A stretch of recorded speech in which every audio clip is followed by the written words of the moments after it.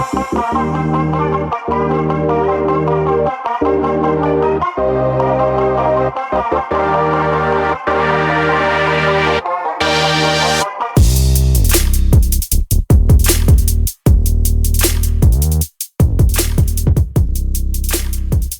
you for checking out Real Talk Personal Finance. Shit's about to get real.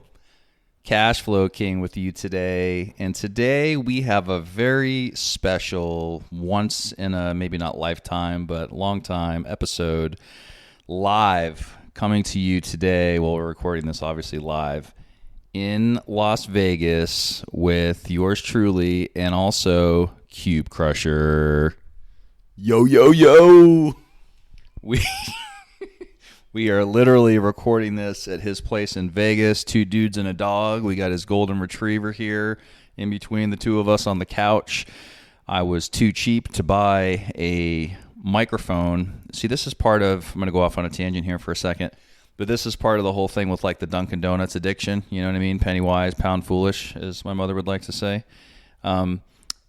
I saw it on sale. I didn't think I needed the microphone. It was literally half off. And then I've been checking it every day for it to go back on sale, and I refused to pay full price. But the other microphone is supposed to be able to pick up multiple voices simultaneously live. Well, we didn't end up doing that. So here we are, and we're literally going to be passing a microphone between the two of us on the couch. There is no pop filter on this, so we apologize.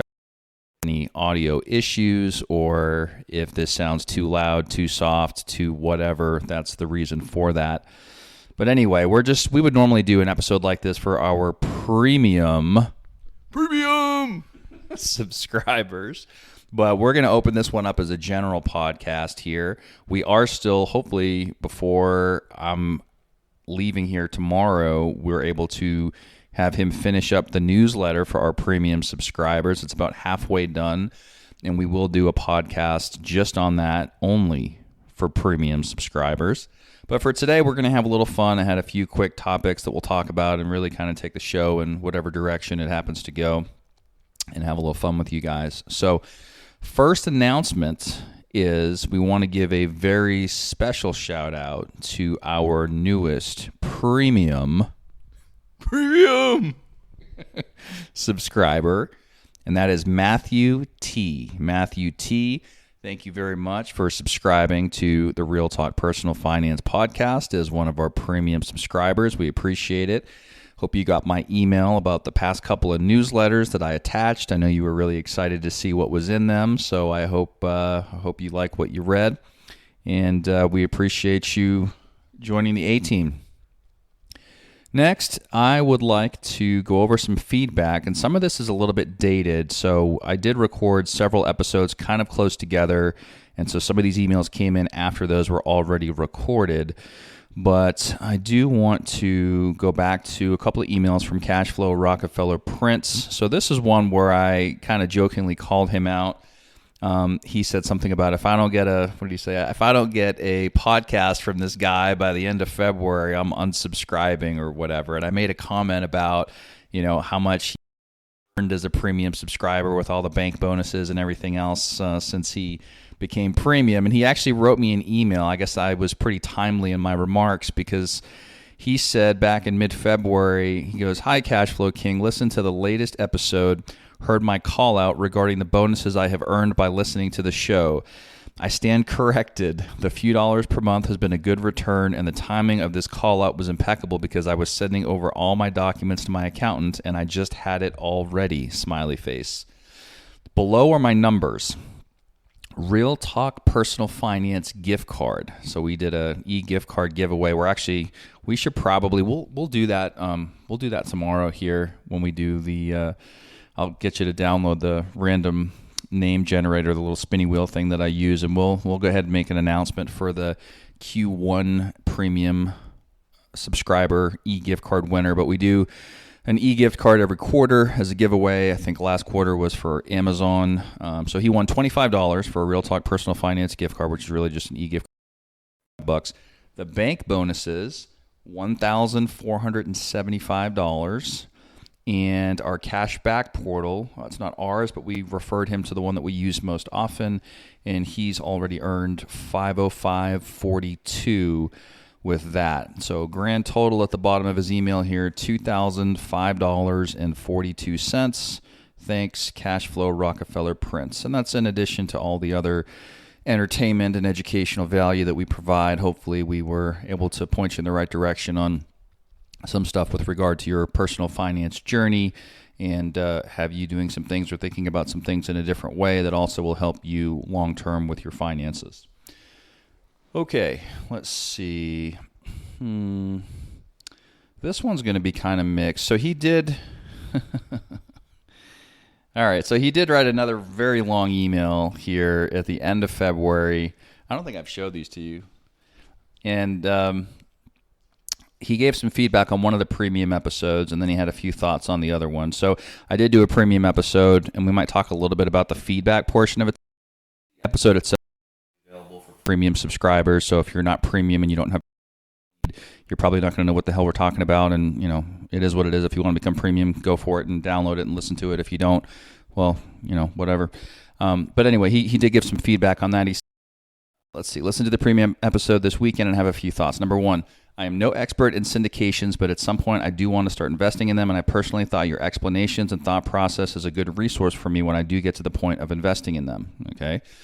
Number two, I personally believe you do a thorough job in asking the right questions, and the right flags are going off when something doesn't seem right. When you mentioned this group had a capital call to raise funds for the preferred rate, to me, I personally would have walked right out the door. Something there just doesn't make sense. I agree. Your operation should be self-sufficient enough that you don't have to do that. And what is the guarantee that won't happen again in the new syndication?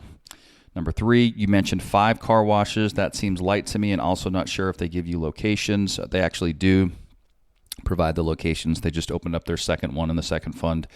3 more minimum to go on that. From my personal experience, I have a subscription to a car wash, and I go once a week. I also live in an area where it snows and rains, and in the winter you have to wash off the salt. So I tend to use the car wash more frequently than a person who is living in California, Florida, or Texas. All right, let's see. Number 4, at the end of the day, the decision is yours, and if I look at it from my perspective, it's always a matter of what is the end goal. Will this investment reach you closer to your goal? Is it worth the risk? From what it sounds like and from what I can gather from listening to the podcast, I don't think it's going to change much in your life. Took one right out of Cube Crusher's book there. Number 5, the only thing that would have... Okay, here we go. This is why I was reading this. The only thing that would have made this better is having Cube Crusher on the podcast to rip everything to pieces. We all need a Cube Crusher in our lives to bring us back down to reality. And then he goes on about the healthcare episode, but I'm going to stop there. And would you like to rip it apart? All right, the first thing we need to discuss here, listeners, and this is a sound the alarm moment. This Dunkin' addiction is a fucking problem for Cashflow King. I've never seen anything like this. It's every morning we have to drive our ass to Dunkin' as soon as we're awake. He's ripping 2 coffees to his face. He's ripping a couple $6 meal deals down the throat. This is a major fucking problem. Very alarming. So, send him some encouraging emails and let him know that, you're hoping he can shake off this terrible addiction that he has right now. I mean, it's truly unbelievable from what I've seen in the last 3 or 4 days. Going back to this car wash investment that we might as well just say they're washing your car with dog shit. Because I don't know, I didn't take notes when I listened to the podcast because I was just listening in amazement that any rational human being would consider investing in this. It sounds like the worst investment ever. Hold on, maybe I can pull up some of the text that I was sending to Cashflow King as I listened, because I was just in shock. Like, it was just an absolute non-starter investment for anybody with half a brain. Hold on, let's see. I don't know how far back I might have to go. I guess this is bad podcasting. I should have this pulled up. Hold on, I know it'll be a lot of blue text in a row. God, he sends me pictures of fucking Dunkin' as I'm scrolling through here. Like, I'm telling you, people, this addiction is fucking real. One of the worst I've ever seen. Yeah, let's God. Yeah, I'm in an investor group. Here you go. That's your text. All right. Podcast is back, folks. Let's see. Oh yeah, so yeah, like you mentioned, they suck ass so bad at multifamily they figured they'd switch to be shitty at car washes. What a great investment group. Let's see. Yeah, capital call to pay investors. Yep, that's what we call an old Ponzi scheme, just like the ATMs that Cashflow King was looking at before. This guy is 100% determined to get invested in a Ponzi scheme before he dies. This is a situation. Maybe he should just keep buying Dunkin' so he doesn't have any money to invest in a Ponzi. Yeah. Oh, yeah. Then he's selling. I don't know. I remember you sent me the fancy brochure thing, and it's like, oh, we purchased it for $5 million, but it's already worth $7 million or something. Yeah, that's because the motherfucker's selling him to himself. He can sell him for whatever he wants. It's literally absolutely making up numbers. So, who was that sent the email? Somebody emailed the show and said that. Cashflow Rockefeller Prince. Yeah, well, thank you, Cashflow Rockefeller Prince, for being a voice of reason, because this, like, I wouldn't invest Cashflow King's money in this if he just gave it to me and I could do whatever I wanted to with it. It's just an absolute no-brainer. Flashing red signals everywhere. Like, just tear up the brochure. Oh, then the other great thing, he didn't even know what was in his fucking documents. Oh, yeah. What a great investor. I don't know what it really says in there. Whatever. We just throw some words onto paper and take 5% to our suckholes. And we don't give a shit. Like, literally, that investment is 5% to his face, and then everybody else gets rug pulled or capital called to pay themselves back. I mean, I don't know. This guy's almost got me ready to start a fund up if I can just screw people out of money like that and never really have to work. But that's kind of all I have on the car wash, really. It's an absolute no-brainer. Never invest. Stay away. All right. Thank you for the candid feedback. For those that weren't following anything that he just said, that's fine. You may not have listened to that episode, or if you're not premium, I wouldn't expect you to know what the hell he's talking about. But anyway, that was a premium episode that we did on a car wash fund investment. At this moment in time, I am still waiting to receive the report, performance investor update for fund number 1, which made up numbers. Yeah, well, he has not sent it to me. And I was also, I don't know if I put this in the podcast, but I was able to negotiate down. I was able to negotiate slightly better terms than they would normally offer, but also a lower minimum investment if that's what it took, quote unquote, to get the relationship started. Like O-Dog has said back in the day, a lot of these guys that are raising money are going to take whatever you're willing to give them within reason, even if they say that their stated minimum is a particular amount. A lot of times it can be less than that. In some cases, half of that, and that was the case here. He said he wanted at least 100, but he would take 50, and I told him the 100's definitely a no-go, deal breaker, not going to happen. Don't know you, no track record yet. Your first fund hasn't come full cycle, yada yada yada. And so then he was, open to 50, but I don't know. He's not come looking for money or really asking. He doesn't seem very desperate, which is a good thing. But he also hasn't sent me the report that I asked him for that I was supposed to get by the end of, I think it was last week. So that's another red flag for me. So at this particular moment in time, there's several other opportunities that I'm looking at. We'll probably do some additional premium podcasts on those. One of them is actually a mobile home park fund investment with infinite cash flow, which we'll get into on our premium episode. We'll leave that for another day. But at this particular moment in time, it looks like I'm probably going to be out on the car wash. And, sometimes I guess the takeaway for me and for hopefully all of you that have listened to that and are listening to this, that, sometimes it's easy for us to get excited about different things, different opportunities. There's the sizzle, there's the, shiny object syndrome, as people like to say.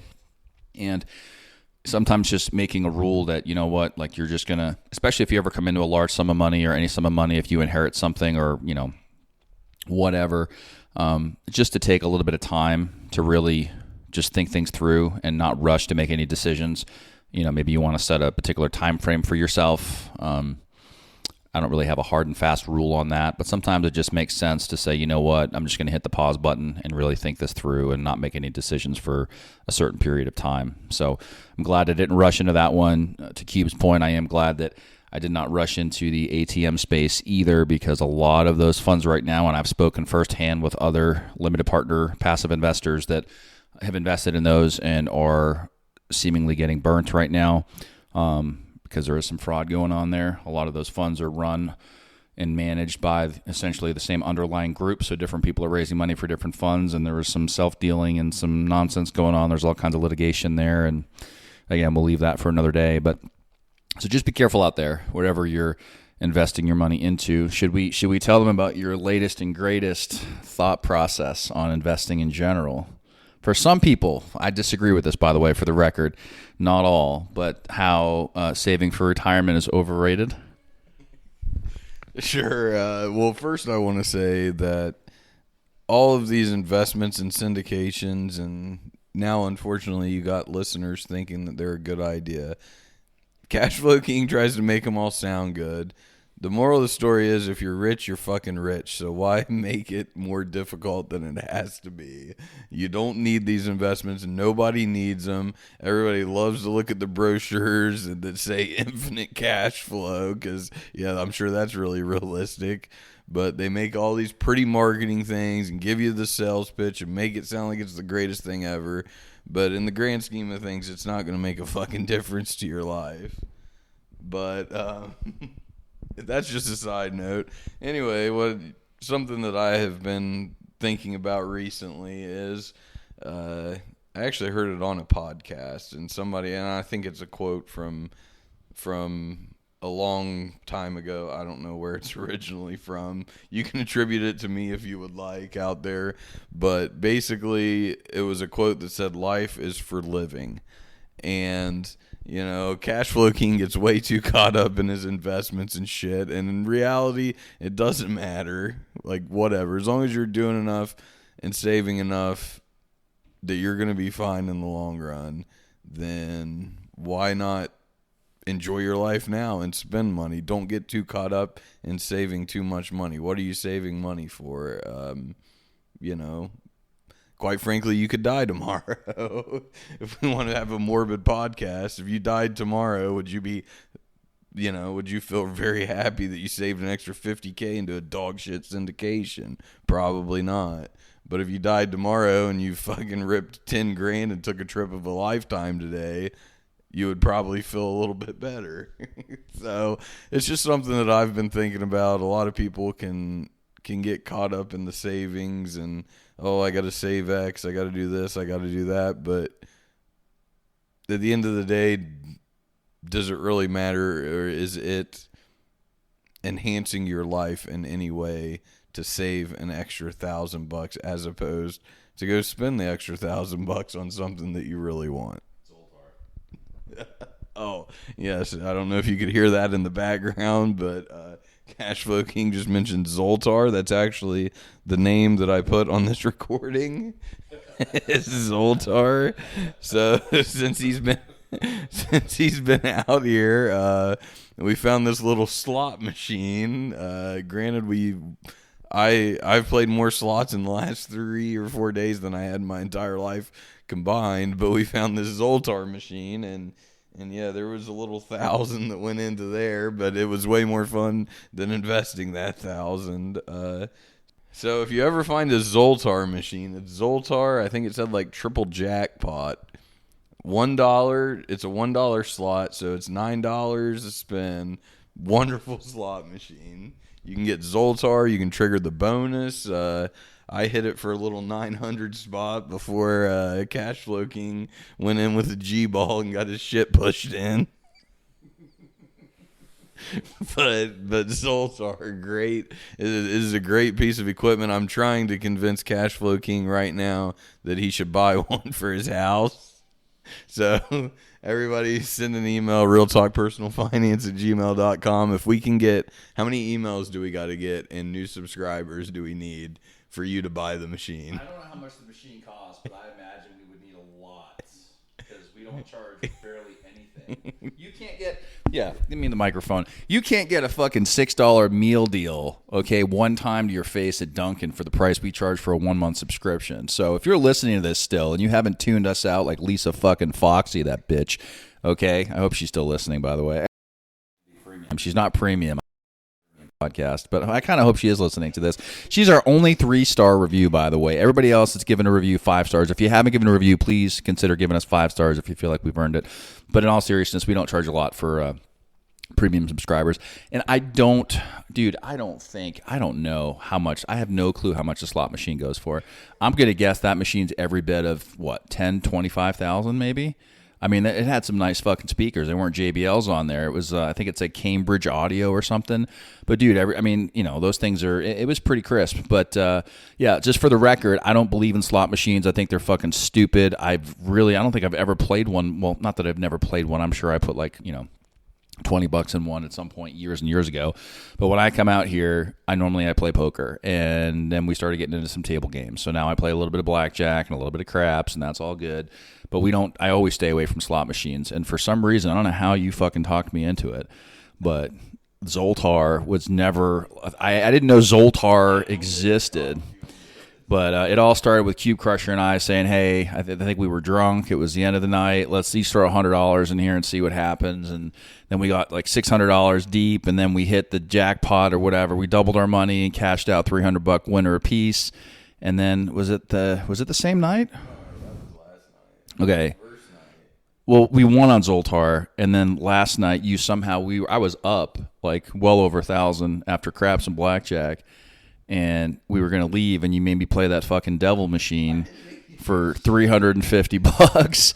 Then I end up at Zoltar. I'm like, I'm just going to put $100 in Zoltar. $1,000 later. By the way, I did hit a $300 jackpot. I should have just got up at that point. It was probably even. But anyway, I don't play slots. I don't condone slots and gambling. And I think at the end of the day, I mean, I do like to gamble. But within this is not a recommendation for our listeners to gamble. But no.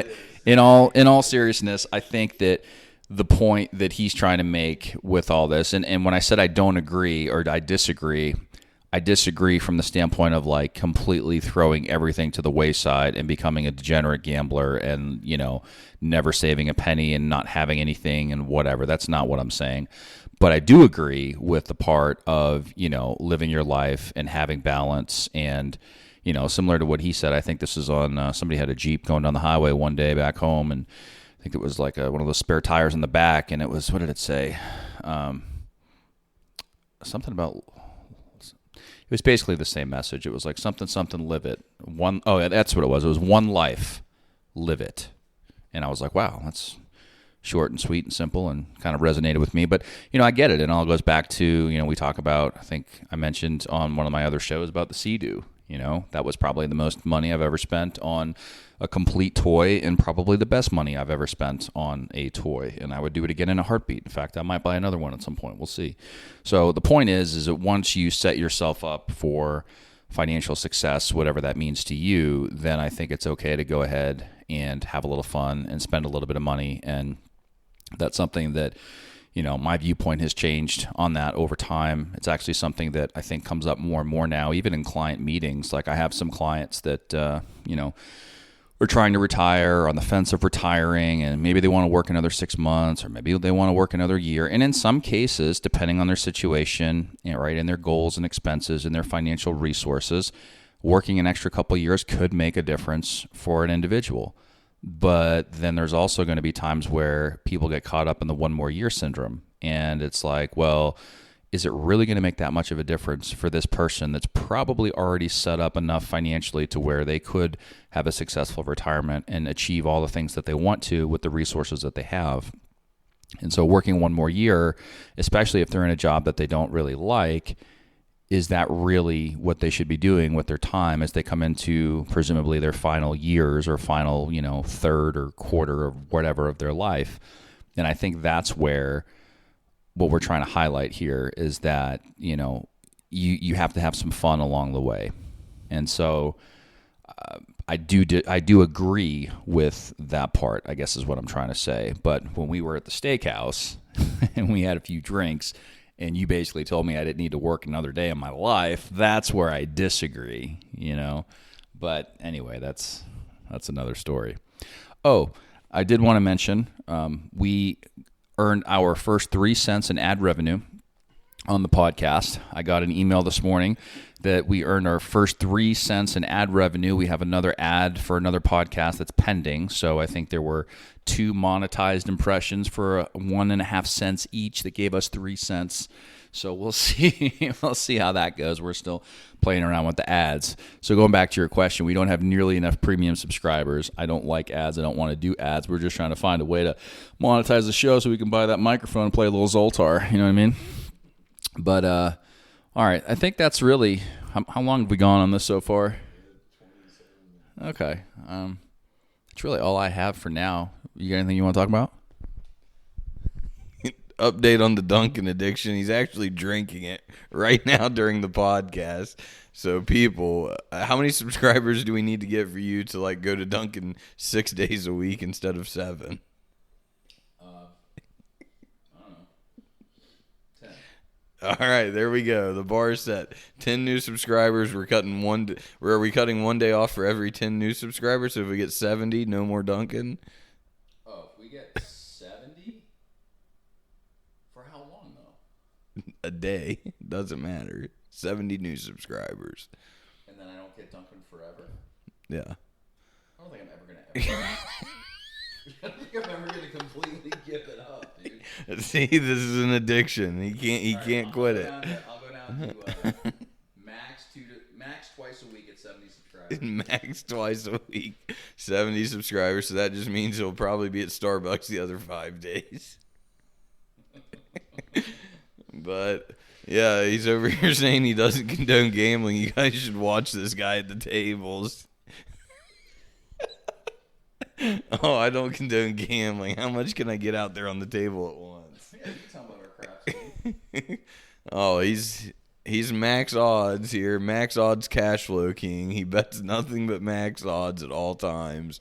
If you're not familiar with craps, you can go look it up. But here they offer 10x max odds on a $15 pass line minimum, so you can do the math and figure out how much money you can get out there on the table, and that's probably what he had out there. But just note that he does not condone gambling. Well, that's for 1 point, though. Yeah, it's that the 10x odds is for for the pass line bet, but it's also for your. Tell them about my new strategy, my new come bet strategy. I guess you can beep this out if you want, but his name at the craps table is the Cum Guzzler because he keeps placing cum bets, and then cum bet and max odds and cum bet and max odds and. Explain what that means. So the cum bet is another pass line bet. So if you're on the pass line for $15, the point gets set. You put 150 behind max odds. Then the cum guzzler comes out once the point's set. Another number gets thrown. $15 goes to that number. He max odds again for another 150. Throws down another cum bet. Another number gets hit. $15 on it. 150 max odds. Places another cum bet.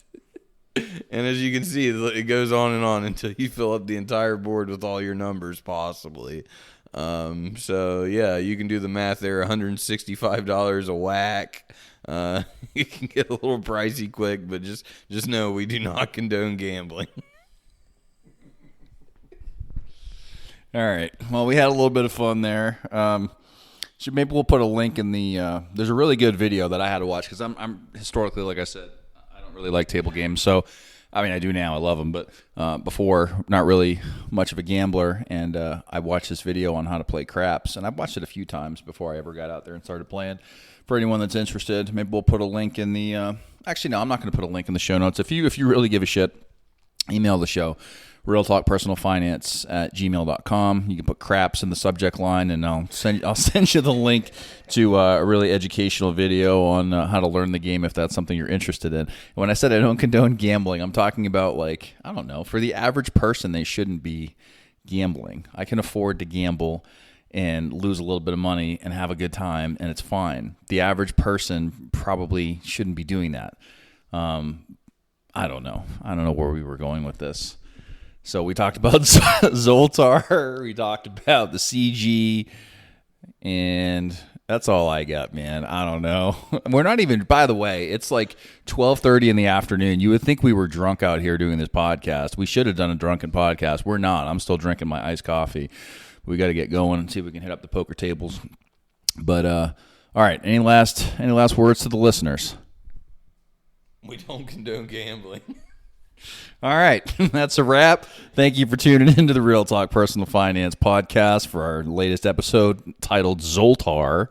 We will see you in the next episode. Check the mic and make sure it sound right, boys.